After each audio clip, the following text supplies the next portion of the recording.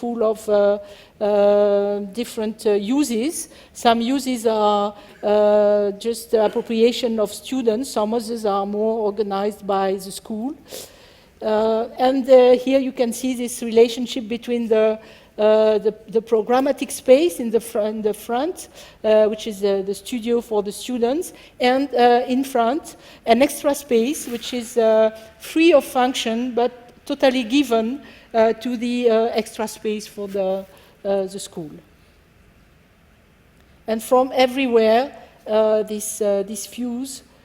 And there is a ramp which is running from the ground floor to the top floor, with a very slow slope that allows to connect all the levels besides the stairs and the elevators, but it's the most convenient way to link all the levels by walking, but also by bike, and if necessary with the car, to bring loads at the different levels. So it's why we like to talk about the infrastructure that could be adaptable or adapted to any other program, and then the infill, which is a school of architecture, but in the future it could be something else. And this ramp is taken like a street by the citizens of Nantes to go 24 meters higher to this platform with this view on the city. So here again, the proposition we did for the competition to build twice bigger, of course, was in the same budget. And it's why we worked with prefabricated elements of construction for the structure, but also for the facade, where we designed carefully the elements of the facade to have the best relation between cost and efficiency. And this roof, this plaza, is also the place for many events, like this one is an open cinema in summer, which is part of an art event which happens every year in Nantes for the 3 months of the summer. And the students are participating to the construction of these elements in the context of the studies. And the last project is again a public use project. Is a contemporary art center in the city of north of France, in Dunkirk. So we were invited to take part to a competition, which was to fill this building that was just existing before in the middle of, sorry. It was the only one remaining of a big industrial site where they were building very big boats, and this space was the last space where they finished to the boats, and after they went to the sea. And they kept this building because it was a very iconic building for the citizens of Dunkirk, and they called it the cathedral because it was really a symbol for them. So the city has decided to keep it and to propose to put inside the program of Contemporary Art Center, which is the public contemporary art collection of the region of the North. So the brief of the competition was to fill this building with different levels and to have storage and exhibition rooms. But after the visit of the site, they opened the door and we found this amazing space, totally empty, with 35 meters high, 75 meters long and 25 meters wide. And we had very fast the intuition that it was a mistake to fill this space and to lose this capacity of space. And we decided to not to fill the space, but to build the twin on the side as a new building to fill the program and to let the existing totally empty, and to propose the both as the new contemporary art center. So in this block we could make in a totally new conditions inside a prefabricated concrete structure where we could find very good conditions for conservation of the artworks, as well as the exhibition rooms. And we have here all the stairs and elevators that allows to visit the exhibition room at every level and to go as fast as possible on the top of the building until this last exhibition room with 2-level height, 9 meters high. And then to go to the last floor, which is also under the transparent roof, and which is an extra space, which is a space for exhibition, but not part of the program, but also that allows to make workshops or openings, evenings, or anything, just facing the existing hall. So we have this transparent roof, which again creates a very efficient envelope regarding the exterior climate, but also a very nice space for all these events, with the views everywhere. It was clear also that to build close to the existing building would be much more easier than to build inside the old building. Because of founding new floors, it was clear that outside it would be much more easy and then much more economic. So it's the reason why, by making this double, we simplify the question, but in the same time we had the benefit to have the existing building as a complementary space for the art center, but also for other events. It could be theater, it could be events, it could be sport facilities. It could be, here again, a possibility of relation between the art center, the city, and the space around. Another point was also that we studied the question of how to renovate this building to meet the best requirements of sustainability and thermal aspects, and it would have led to change everything, to reinforce facade, to change. So doing a new building, we could meet both having a very good new building for the conditions of conservation of artworks, but also keeping this wonderful space for extra events or extra exhibitions. In all these projects, I think this question of double is very important. It means that for us, we have the feeling that today we consider only one space. We try to fill it with all the programs, and we say all the economy is going there, and it's very constraining space. And we think that it is interesting to develop and to create another space, a sort of friend, that they will live together and complementary, the programmed space and the free space. And for each situation, you have always this combination, this discussion between the two spaces all together. And that we think that this allows to have richness and a multiplication of the effect, and also for the pleasure and the comfort and the quality of living for the inhabitants inside. And especially for this freedom of use that we really aim in designing the projects. Thank you very much.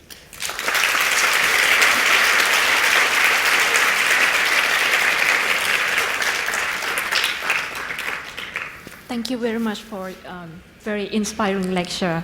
And again, for those of you who has any question, please write them down on the paper and send them to our staff. Next, please welcome Ajahn Saitiwa Ramasood and Kun Nitit Sathapitanont, the moderators for this session.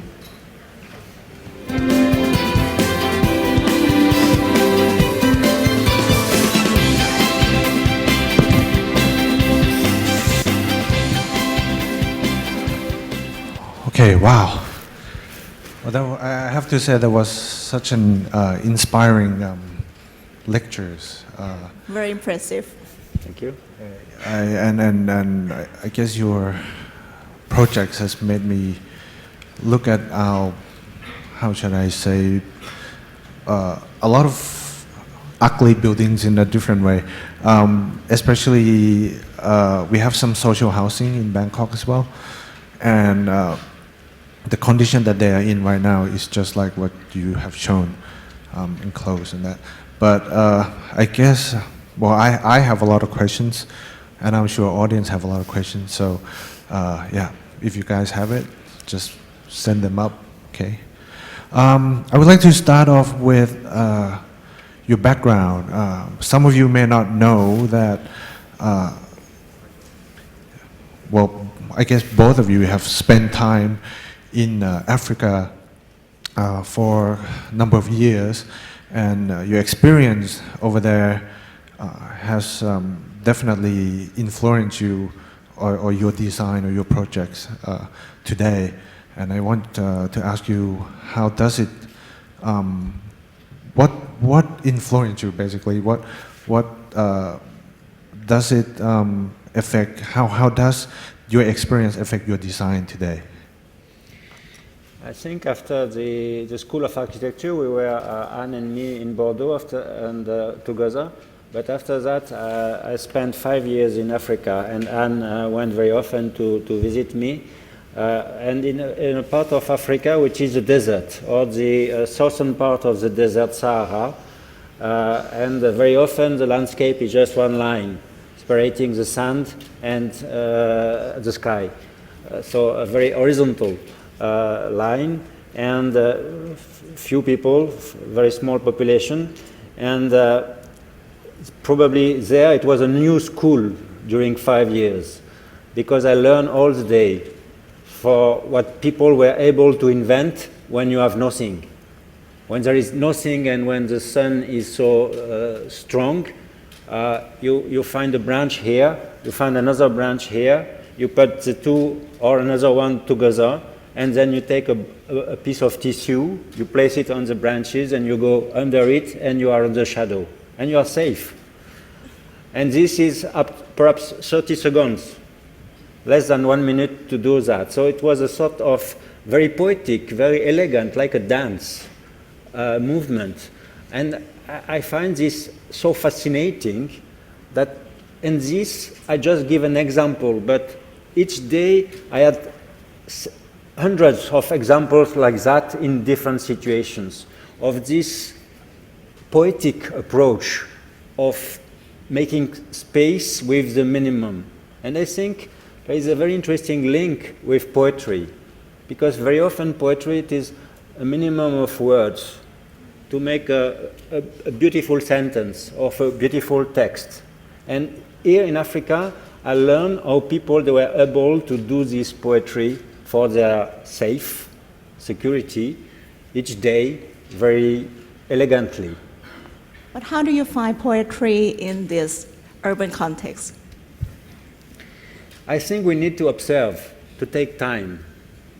Because precisely, Le Corbusier was saying, the eyes do not see. Because precisely we pass in these situations, we look at the things, but we don't see them really. So what is important, it is close to these big blocks. Sometimes you see a rose tree, or you see somebody or a family that starts to invent something or to make something, or somebody who was the baker shop that makes some prevention for the young people and try to explain them that they should not do that. So all these little gestures, they are so precious. That the richness is there. And the problem, it is not that the facades are ugly, because sometimes we were fascinated when we went to see all these flats in Bordeaux, 500. The photograph make 500 different photography. Each one was different. From the inside. From the inside. Mm. It was fantastic. So just a politician says outside it's ugly. Go inside. If you look back the facade, it's totally different. And you will see fantastic things, because people, they stay 10 years, 30 years in the same place, and each day they add this, they paint this, they change this, they repair this. So I think at one moment we should see this situation and take this in account and go on, transform, add, always add. So never 1 square meters of concrete to take away. It's always about adding. You I have think mentioned. sorry, to come back to your question, it's also the question of not staying the one who knows, but in fact to keep the capacity of to be marveled by something, and to be able to be ready to learn something. And the second thing, which was also for me very interesting that I could observe in Niger, was this very close relationship and this knowledge that people have with the exterior elements, with the environment, how they are able to create space without materials just by organizing a group or just by changing the place in function of the sun, of a little wind, of a branch of a tree which is just doing a little shadow. And the observation of this that we have really forgotten, because finally we don't need to be so precise in terms of playing with the context. It's something very important because finally it's we need that every day, and it's something that especially it's a little intuitive, but normally we don't every day we don't need that and we don't know that. So it was very interesting to discover a new relationship with space, which doesn't need so much material. You have mentioned many times about your belief in adding, reusing, and never demolishing. So in your opinion, do you kind of imagine, would there be any point where reuse would no longer work, no longer practical, and demolition becomes necessary? We want to start with the idea that we should not demolish. And each time it's a new situation, it's a new context. So and each time is different. But we think that the first step should be what can we do with what we see, what we use. And precisely it is with these elements that the invention is possible. From the tabula rasa, no invention is possible. You cannot, so what is interesting, it is to take these existing elements and to try to do something with that. For us, it is to work with these materials, the materials of the existing, not necessarily the steel or the bricks or the glass that we will add, but mostly with the existing materials, which is the relief of the ground, which is perhaps an existing building that is abandoned, with it a program, a building that is not used for this program, change a program. An hospital can become offices, offices can become dwellings, dwellings can become offices, center of art can become industrial, industrial can become center of art. So it is this situation that is interesting and that offers so much more capacity, possibility, freedom than just making standards. And that also works with the economy, because precisely with less energy, less material, less money, you do more. You do, you challenge the maximum. And it starts from, it starts with having a positive eye to see them and not arrive on the situation and to see, no, it's not good, I should do something else.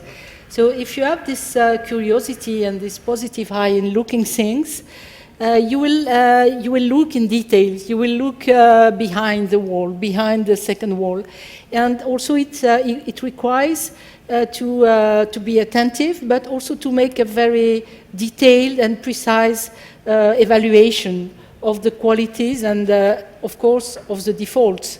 Because but first of the qualities and then the defaults. But if the defaults maybe it's too big, of course you can ask the question if it's safe to keep, but many times, and for all the projects that we have to deal with the existing, we were never in a situation where the existing was bad. There was always good construction systems, It was it was already a great value for the project. And we have so many examples everywhere in the world to understand some points, like to see in the northern countries how you use winter gardens to have additional energy or nice places. When you go to Granada, you see that in the gardens of Granada, with some running water, you make fresh air. Some other parts with shadow, you can create good conditions. So it is these things that are the existing materials. The sun when you need the sun, the shadow when you need shadow, the crossing ventilation when you can use it, the refreshment by some natural plants, and all of these are the most efficient, more interesting, more poetic, more light, more economic materials to build flats and places to live. I guess we have some questions now, I right? have a lot of questions from the floor. The first one, in your projects, you have successfully improved spaces by adding new quality spaces. How have you dealt with legislation issues in your projects processes? How could you successfully talk with your clients and the local leaders about adding extra spaces? Anywhere you have to do with the regulations. In any country, they are always different, but at the end you will have to apply to the regulations. So it's the same for us, but in the same time, we have to try to push them. But the regulations, they are not regulations for 2,000 years. I think the regulations are quite recent. And regulations can change. And why they change? They change because architects try to push them. So in fact, the regulation, you are making them. Or you should push them, or you could go to or you can take the most positive part of the regulation and even go further instead to take the constraining part of the regulation. And many people are also wondering about the construction of the additional place elements that you attach to the existing structure. How do you deal with that? The first thing is that this construction can be in different materials. And we did 2 or 3 projects, and one was the first one in Paris was a steel construction, and the second one in Bordeaux was concrete construction, because it depends of the situation, of the context of the companies who are building. But what is important is that these constructions are totally self-supported.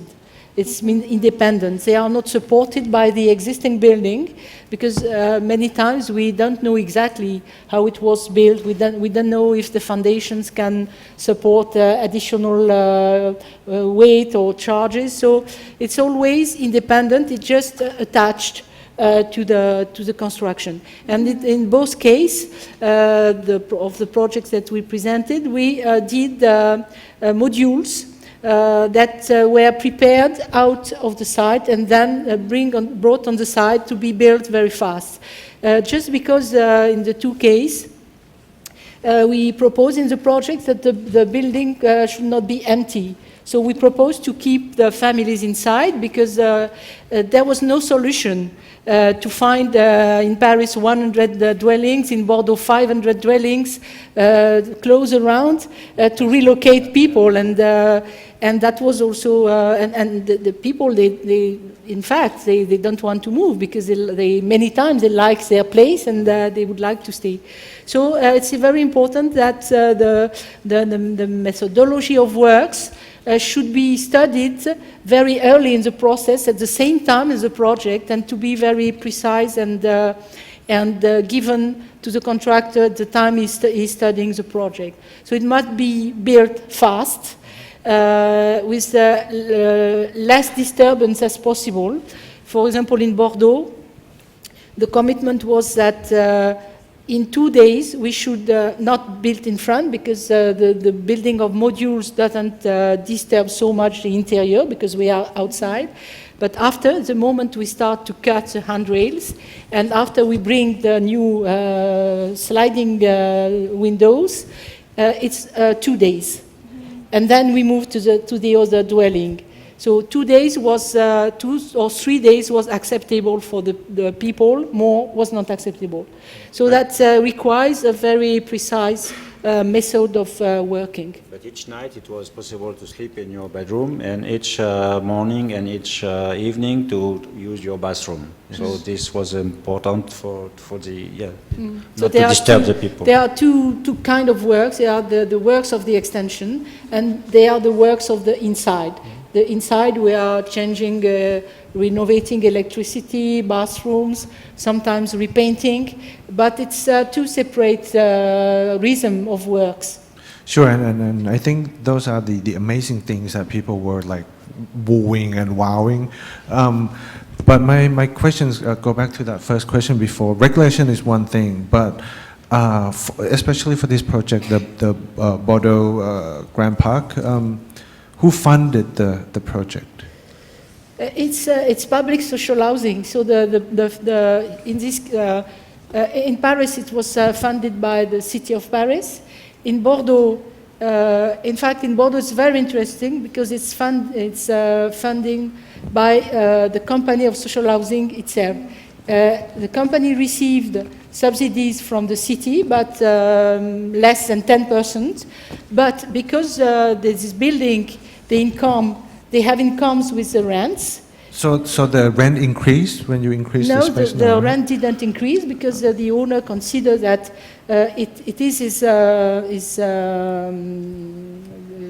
he must do this maintenance works and he must improve the buildings for the new regulations of saving energy. So he decided to make the works and without increasing the rent after. But it's a balance between the rent itself and the cost of the charges, but the addition of the two doesn't increase. But it's interesting to see that this company will fund this project with the incomes of the rent, with a mortgage for 20 years, and so it's a kind of self-funding. Yes. Funding.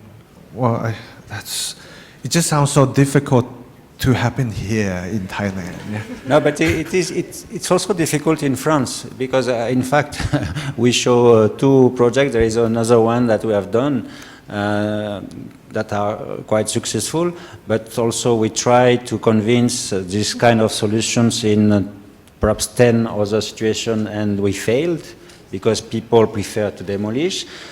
The problem is that when we talk about invention, and we think that architects, because of time, of energy, of patience, observation, listening, they can invent at the end. People should trust them. If you don't wait from an architect an invention, don't ask him something. So the question is, you have to be, architects, they are here to do what is impossible, what is incredible. So here, what was interesting, economically, it was interesting to see that the owner went to the bank and says, okay, this, perhaps if I don't repair it, in 5 years, we will have to demolish. If we demolish, we will lose all the incomes of the inhabitants inside. So one possibility is to have a radical